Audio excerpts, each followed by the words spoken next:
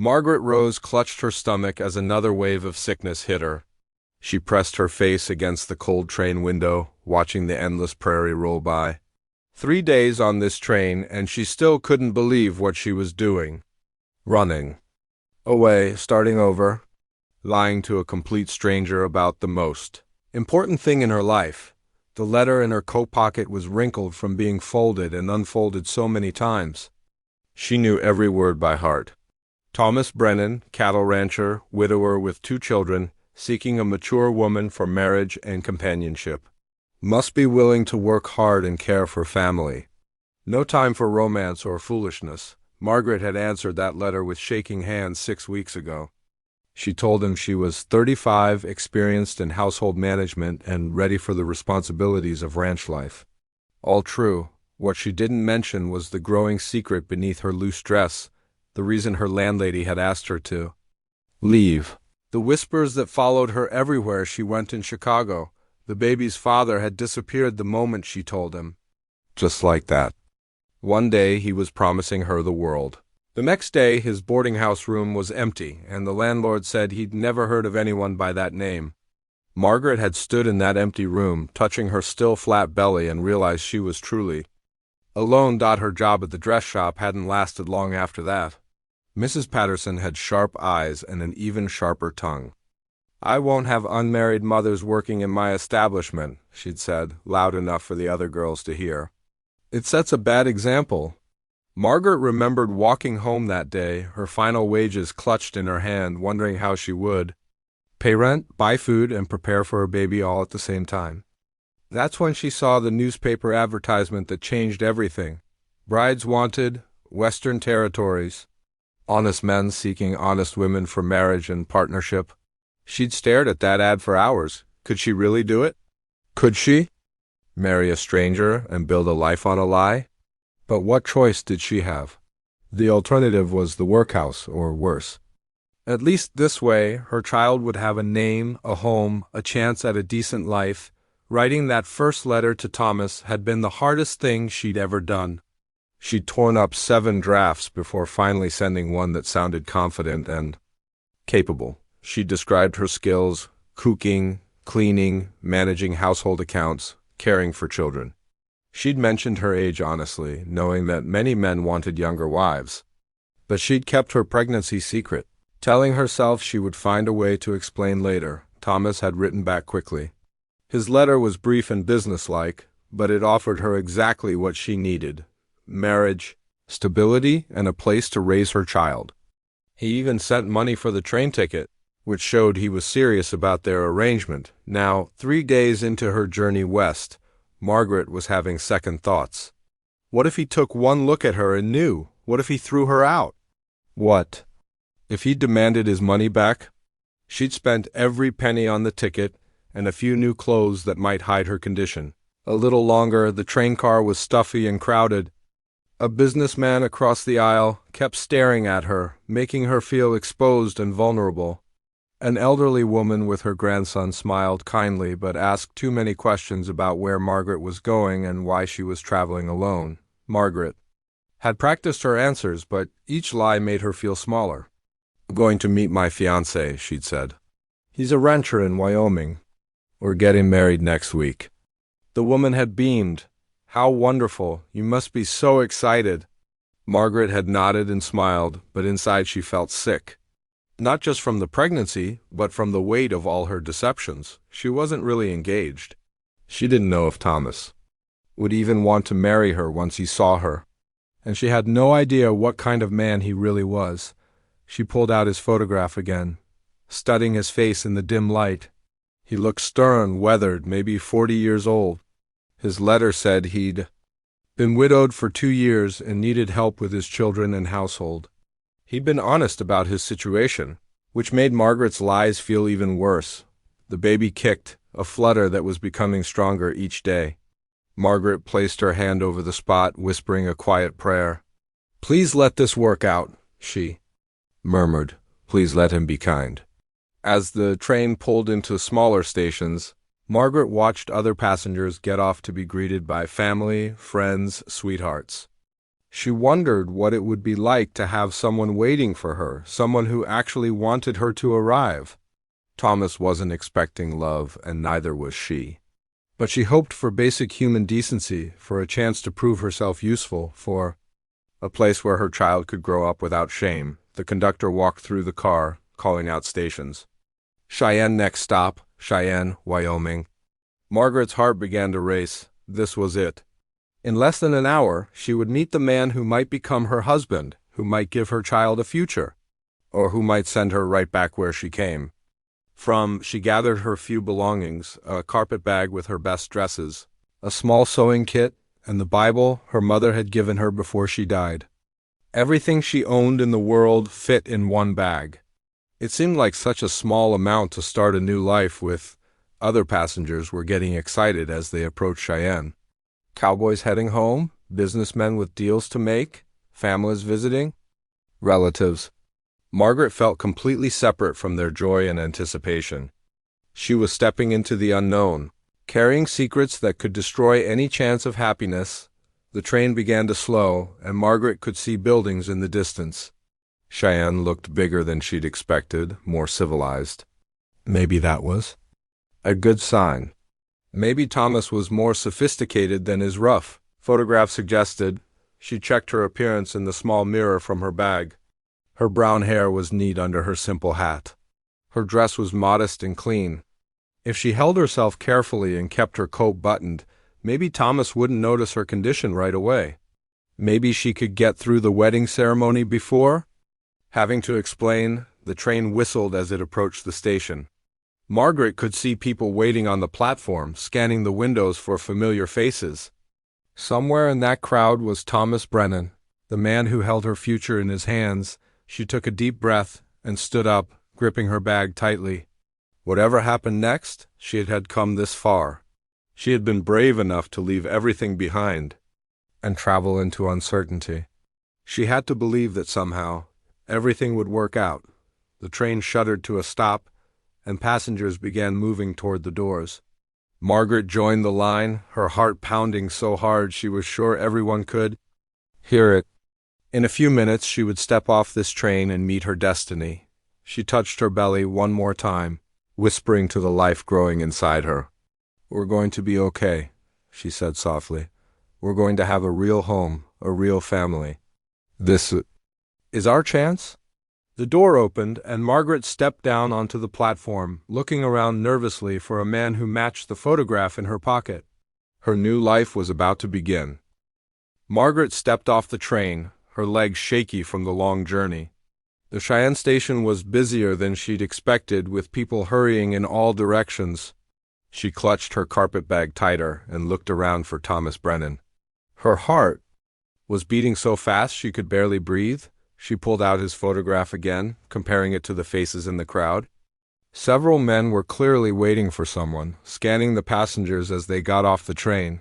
Margaret straightened her shoulders and tried to look confident, even though she felt like running back onto the train. Then she saw him. Thomas Brennan was taller than she'd expected, with graying hair and a weathered face that looked even sterner in person than in his photograph.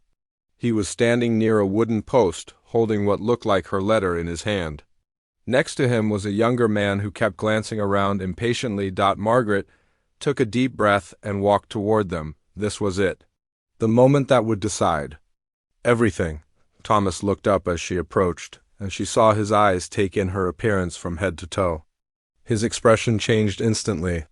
The polite interest she'd hoped to see turned to confusion, then to something much worse. "Mr. Brennan?" she said softly, stopping a few feet away. "I'm Margaret Rose. We've been writing to each other." Thomas didn't say anything for a long moment. He just stared at her, his jaw getting tighter. The younger man beside him shifted uncomfortably. "You're older than I expected," Thomas finally said, his voice cold. Margaret felt her cheeks burn. "I told you I was 35 in my letters, yes, but—" Thomas looked her up and down again, and Margaret saw the exact moment when he realized her condition. His face went completely white, then red with anger. "What is this?" he demanded, loud enough that other people on the platform turned to look. "What kind of game are you playing?" Margaret's mouth went dry. "I don't understand what you mean." Don't lie to me. Thomas's voice carried across the platform. You're carrying a child? You're pregnant, aren't you? The accusation hung in the air like a slap. Margaret felt everyone's eyes on her, heard the whispers starting around them. A woman with 2 children moved her family away, as if Margaret's situation might somehow contaminate them. Yes, Margaret whispered, her voice barely audible. But I can't explain. Explain? Thomas laughed, but there was no humor in it. You lied to me. You made me waste my time and money on a woman who's already ruined. Do you think I'm stupid? The younger man touched Thomas's arm. Tom, maybe we should discuss this somewhere private. No, Danny, Thomas shook off his brother-in-law's hand. Let everyone hear what kind of woman answers marriage advertisements. She's a liar and a cheat. Margaret felt tears starting, but she forced them back. She couldn't break down here, not in front of all these strangers. Mr. Brennan, please. If you'll just listen to me, ... Listen to what? More lies? Thomas stepped closer, his face twisted with disgust. I asked for a wife, not damaged goods carrying another man's bastard. I have 2 children of my own to think about. I won't have them exposed to this kind of shame. Each word hit Margaret like a physical blow.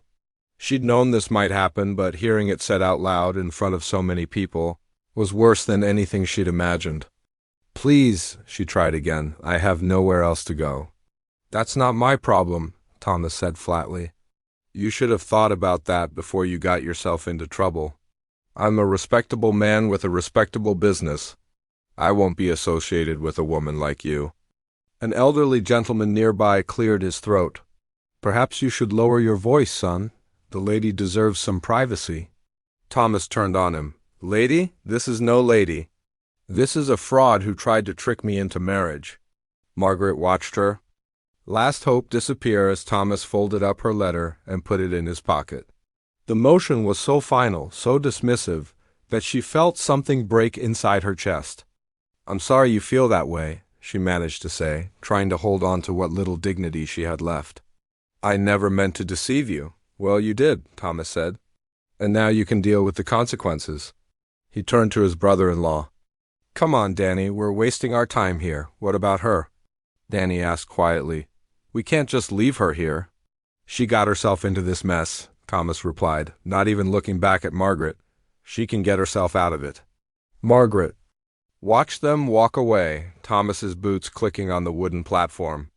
She stood there frozen, not knowing what to do next. The other passengers were still staring, some with pity, others with judgment. A few whispered comments reached her ears. Shameful behavior. Poor thing, what will she do now? Should have thought of that before she got herself in trouble. The train whistle blew, signaling that it would be leaving soon. For a moment, Margaret considered getting back on, but she had no money for another ticket. Everything she'd saved had gone toward this one-way journey to what she'd hoped would be a new life. She looked around the platform desperately. The sun was starting to set, painting the sky orange and pink. Soon it would be dark and she'd be alone in a strange town with nowhere to go and no one to help her. A station worker approached her. Ma'am, are you all right? You look a bit pale, Margaret tried to smile. I'm fine, thank you. Just ... darlings. The man looked skeptical, but nodded. Well, the station closes at 8 o'clock. Just so, you know. After he walked away, Margaret finally allowed herself to sit down on a nearby bench. Her legs couldn't hold her up anymore. She put her carpet bag beside her and tried to think clearly about her situation. She had maybe $3 in her purse. Enough for a few meals, but nowhere near enough for a hotel room or another train ticket. She didn't know anyone in Cheyenne, didn't know where to find work or shelter. And she was pregnant, which made everything 10 times harder. The baby moved inside her. A gentle flutter that reminded her she wasn't just responsible for herself anymore. She had to figure out how to survive, not just for her own sake, but for the innocent life depending on her. Margaret watched the other passengers reunite with their families, saw couples embracing, children running to their parents. Everyone seemed to belong somewhere, to have someone waiting for them. She had never felt more alone in her entire life. The train pulled away from the station.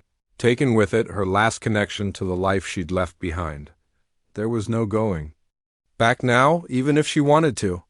She was truly stranded, with nothing but the clothes on her back and a future that looked darker than the approaching night. As the platform emptied and the shadows grew longer, Margaret Rose sat on that bench and wondered if this was how her story would end, abandoned, alone, and forgotten in a town where no one knew her name. Margaret sat on the bench as the sun disappeared behind the mountains. The platform was almost empty now, just a few people waiting for the late evening train. She pulled her shawl tighter around her shoulders, trying to ward off both the cold and the stares of the remaining passengers. Her mind raced through possibilities, but each one seemed more hopeless than the last. She could try to find work, but who would hire a pregnant woman with no references? She could approach the church, but what would she tell them? That she was a failed mail-order bride carrying an illegitimate child? The baby kicked again, stronger. This time, as if sensing her distress, Margaret placed her hand on her stomach and whispered, "I'm sorry, little one. I thought I was doing the right thing. I thought we'd have a home by now." Across the street, she noticed a man loading supplies into a wagon. He was younger than Thomas, maybe 30, with sun-darkened skin and gentle eyes. He'd been there during the awful scene with Thomas, she realized. He'd witnessed her humiliation, heard every cruel word. Margaret looked away, embarrassed. The last thing she needed was pity from another stranger, but when she glanced back, the man was walking toward her. He moved slowly, carefully, like someone approaching a wounded animal. His hat was in his hands, and his expression was kind but cautious. "Excuse me, ma'am," he said, stopping a respectful distance away. "I hope you don't mind me asking, but are you all right?" Margaret almost laughed. All right. She was as far from all right as a person could be. "I'm fine. Thank you," she lied. The words automatic. The man studied her face for a moment. "You don't look fine, if you don't mind me saying so. You look like someone who could use a friend." There was something in his voice that made Margaret look at him more carefully. His clothes were simple but clean, his hands calloused from hard work. But his eyes were what caught her attention. They were kind eyes, the sort that had seen trouble and understood it. "I don't need charity," Margaret said quietly, though even as she spoke she knew it wasn't true. "I'm not offering charity," the man replied. "I'm offering conversation. Sometimes that's worth more than money." He gestured to the empty space on the bench. "Mind if I sit? I've been on my feet all day." Margaret nodded, unsure why she was agreeing. Maybe it was because he was the first person all day who hadn't looked at her with judgment or disgust.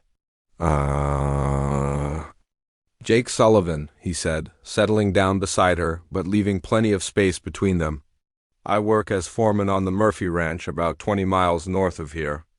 "Margaret Rose," she replied, then realized she'd used her real name instead of the married name she'd been planning to take. "Nice to meet you, Margaret." Jake didn't seem to notice her slip. "I couldn't help but overhear what happened earlier." That was a hard thing to witness. Margaret felt her cheeks burning again. "I suppose the whole town knows by now." "Probably," Jake said honestly. "Small towns are like that. But folks forget things faster than you'd think. Today's scandal is tomorrow's old news." They sat in comfortable silence for a few minutes. Margaret found herself relaxing slightly. Jake didn't seem to expect anything from her, didn't ask probing questions or offer unwanted advice.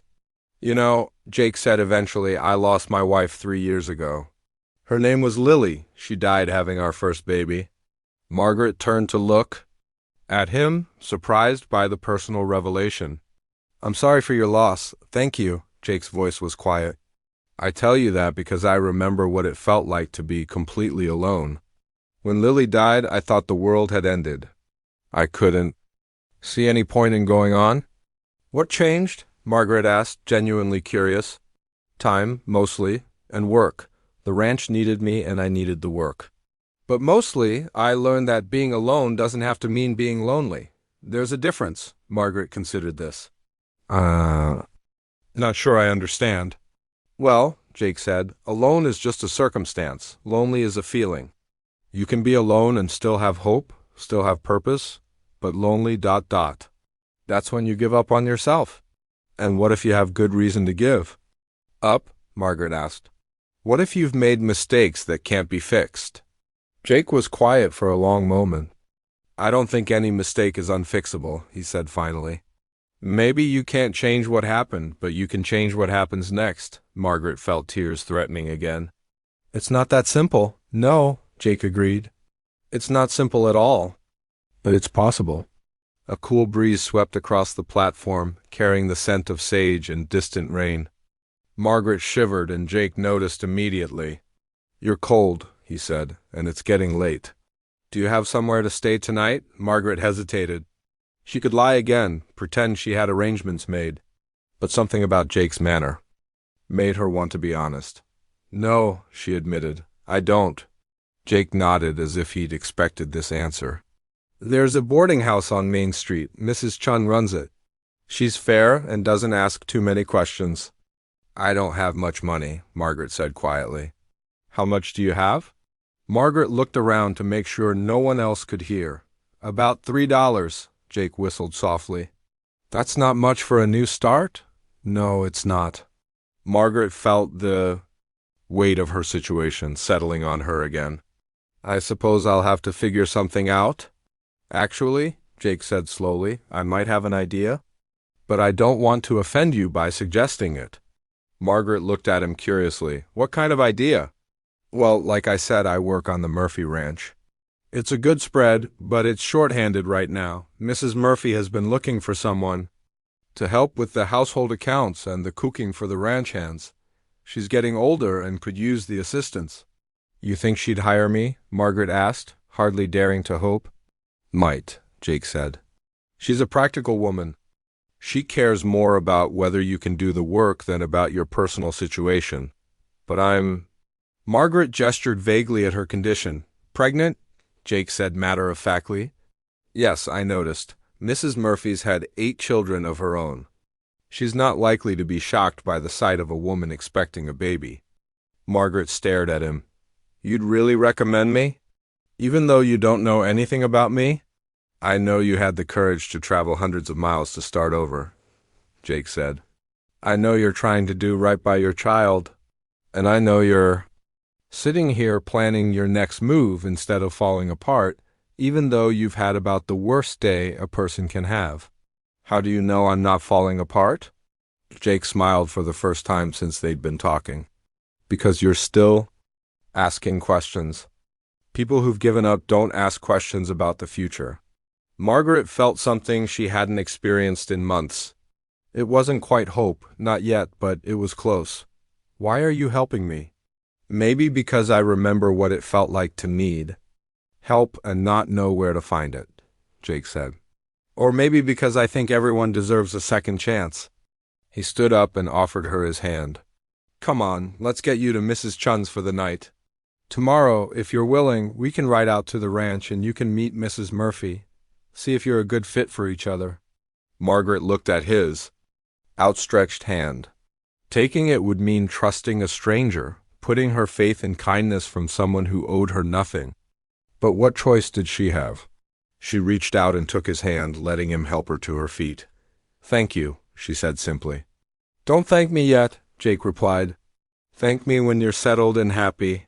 As they walked toward the wagon, Margaret allowed herself to feel something she'd almost forgotten existed. Hope. Margaret woke up in the small boarding house room, sunlight streaming through the thin curtains. For a moment she forgot where she was. Then the events of yesterday came flooding back. Thomas's rejection, the humiliation, and then Jake's unexpected kindness. She sat up carefully, her hand going to her stomach. The baby was active this morning, as if sensing that today might bring changes. Margaret whispered a quiet prayer, asking for strength and wisdom for whatever lay ahead. A soft knock at the door interrupted her thoughts. Miss Rose? It's Mrs. Chun, your friend is here with breakfast. Margaret quickly dressed in her cleanest dress and pinned up her hair. Jake had paid for her room last night, insisting it was just a loan until she got back on her feet. She still couldn't quite believe someone would show such kindness to a complete stranger. Downstairs, Jake was sitting at a small table near the window, 2 plates of eggs and biscuits in front of him. He stood when he saw her, his hat in his hands. "Good morning, Margaret. Did you sleep well?" "Better than I expected," she admitted, sitting down across from him. "Thank you for this, for everything. Don't mention it." Jake pushed one of the plates toward her. "You need to eat. It's a long ride to the ranch." Margaret took a bite of the eggs, realizing how hungry she was. She'd barely eaten anything yesterday. Her stomach, too, nodded with worry. "Tell me about Mrs. Murphy," she said. "What should I expect?" Jake thought for a moment. "She's tough but fair. Been running that ranch with her husband for 30 years. She's got no patience for laziness or dishonesty, but she's got a good heart. She'd give you a chance if she thinks you're willing to work. And her husband? Good man. Quiet, lets his wife handle the household decisions. He's more concerned with the cattle and the land." Jake paused. "Margaret, I need to ask you something, and I hope you won't take offense." Margaret's stomach tightened. "What is it? Can you actually do the work? The cooking, the bookkeeping, managing a household?" "I told Mrs. Murphy you were experienced, but I realized I was taking your word for it." Margaret felt a flush of embarrassment, then realized he was being practical, not insulting. "Yes, I can do it.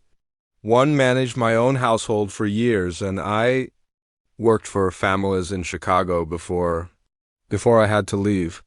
I can cook for large groups, I'm good with numbers, and I know how to manage supplies and schedules." "Good." Jake looked relieved. "I was pretty sure you could, but I wanted to be certain. Mrs. Murphy doesn't like surprises." They finished breakfast in comfortable silence. Margaret found herself watching Jake, trying to understand what motivated his kindness. He seemed genuinely concerned about her welfare, but there was something else in his manner, a loneliness that matched her own. "Jake," she said finally, "can I ask you something?" "Of course." "Why are you really helping me? I'm grateful. But I don't understand why you care what happens to me." Jake was quiet for a long time, staring out the window at the busy street. "You know how I told you my wife died?" Margaret nodded.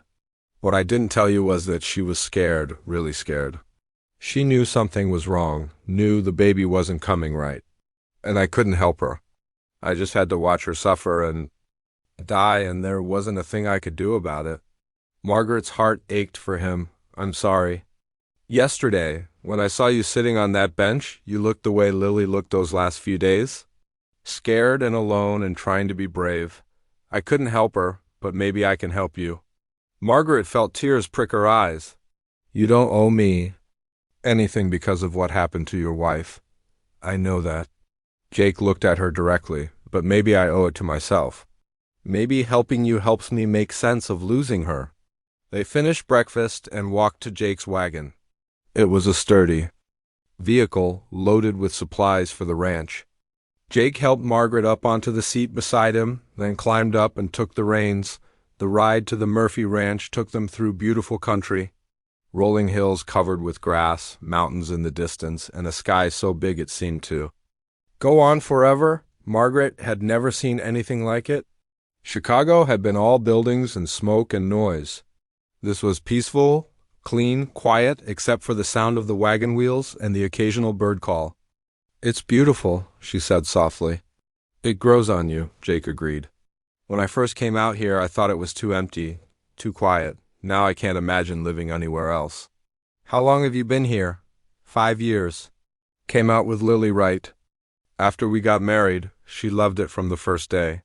They talked easily as the wagon rolled along the dirt road.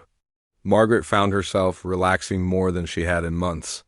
There was something about the wide open spaces that made her problems seem smaller, more manageable. "There it is," Jake said. Pointing ahead, Margaret saw a cluster of buildings in the distance, a large farmhouse, several barns, and what looked like a bunkhouse for the ranch hands. Smoke was rising from the chimney of the main house, and she could see people moving around the yard. As they got closer, Margaret's nervousness returned. What if Mrs. Murphy took one look at her and said no? What if she asked too many questions about Margaret's past? What if she disapproved of her condition? "Remember," Jake said quietly, as if reading her thoughts, "just be honest. Mrs. Murphy respects honesty above everything else." They pulled into the yard, and a woman emerged from the house. She was shorter than Margaret had expected, maybe 50 years old, with graying hair pulled back in a practical bun. Her dress was simple but well made, and her face was weathered from years of outdoor work. "Jake," she called out. "You're later than I expected." "Sorry, Mrs. Murphy, had to make a stop in town." Jake climbed down from the wagon and helped Margaret down. "This is Margaret Rose, the woman I told you about." Mrs. Murphy looked Margaret up and down, taking in her condition without comment. "Miss Rose, Jake tells me you're looking for work." "Yes, ma'am," Margaret said, trying to keep her voice steady. "I understand you need help with household management." "I do." Mrs. Murphy's expression was neutral. "Come inside, we'll talk." The house was larger than it looked from outside, with a big kitchen, a comfortable parlor, and the smell of fresh bread in the air. Mrs. Murphy gestured for Margaret to sit at the kitchen table while she poured coffee for all three of them. "Jake tells me you're experienced with cooking and bookkeeping," Mrs. Murphy said, settling into her chair. "Tell me about your background." Margaret took a deep breath. This was the moment of truth. "I managed my own household for several years, and I worked for families in Chicago doing cooking and household management. I can handle large groups. I've cooked for as many as 20 people at once. I'm good with numbers and can manage household accounts." "And your current situation?" Mrs. Murphy asked bluntly, glancing at Margaret's middle. Margaret felt her cheeks burn, but she met the older woman's eyes. "I'm expecting a child. The father ... he's not in the picture. I came west hoping to start over, but that didn't work." "Out as planned ... double quotes." Mrs. Murphy nodded slowly.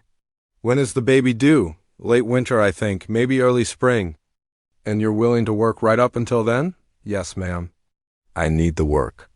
Mrs. Murphy was quiet for a moment, studying Margaret's face. Finally she spoke. "I'll be plain with you, Miss Rose. I need help, and I don't much care about your personal business as long as you can do the job. But I won't have drama or dishonesty in my house. Can you promise me that?"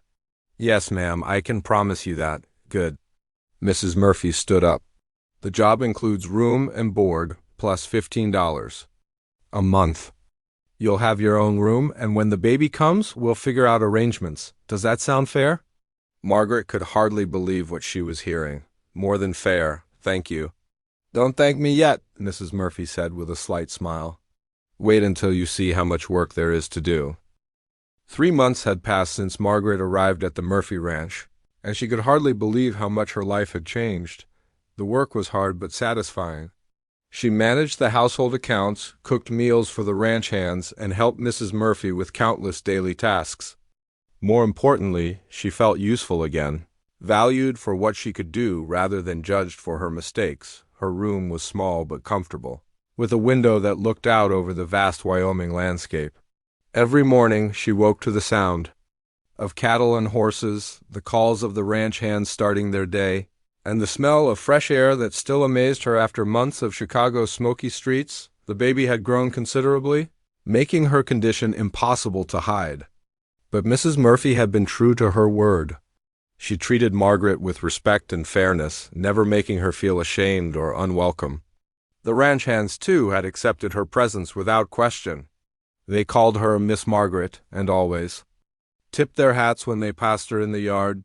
Jake visited the ranch every few days, either on business or to check on Margaret. Their friendship had deepened slowly, built on shared meals and quiet conversations on the front porch in the evenings. Margaret had come to look forward to these visits more than she cared to admit. On this particular evening, Jake arrived just as Margaret was finishing the dinner cleanup. Mrs. Murphy had gone to bed early, and Mr. Murphy was in his study working on the ranch books. Margaret and Jake found themselves alone on the front porch, watching the sun set over the mountains. "You look good," Jake said, settling into the chair beside her. "Healthier than when I first met you." Margaret smiled, her hand resting on her rounded belly. "I feel better, more settled. I can't thank you enough for bringing me here." "You did?" "The hard part," Jake replied. "Mrs. Murphy wouldn't have kept you on if you couldn't do the work." They sat in comfortable silence for a while, listening to the evening sounds of the ranch. Margaret had learned to love these quiet moments, so different from the constant noise and bustle of the city. "Margaret," Jake said eventually, his voice more serious than usual. "I need to talk to you about something." Margaret looked at him curiously. "What is it?" Jake seemed to struggle with his words for a moment. "Your baby's due in a few months. Have you thought about what happens after?" "What do you mean?" "I mean, Mrs. Murphy's been good to you, but taking care of a newborn while working full-time is going to be difficult. And eventually you might want your own place, your own life?" Margaret felt a familiar worry creep into her chest. "Are you saying Mrs. Murphy doesn't want me to stay?" No, Jake said quickly. "That's not what I mean at all.